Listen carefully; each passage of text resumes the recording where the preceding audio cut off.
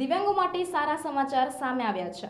ગુજરાત સરકારે દિવ્યાંગ લગ્ન સહાય યોજનામાં મહત્વપૂર્ણ સુધારાઓ કર્યા છે। ગુજરાત સરકાર જૂન 2025માં દિવ્યાંગોને લગ્ન સહાય માટે 50,000 આપતી હતી, જે વધારીને હવે 75,000 કરવામાં આવ્યા છે। વિધાનસભા ગૃહમાં સામાજિક ન્યાય અને અધિકારિતા રાજ્યમંત્રી ડોક્ટર મનીષાબેન વકીલે મહત્વની વિગતો આપતા જણાવ્યું હતું કે દિવ્યાંગ વ્યક્તિઓ સમાજમાં આત્મસન્માન સાથે જીવન જીવી શકે તે માટે રાજ્ય સરકાર સતત પ્રયત્નશીલ છે।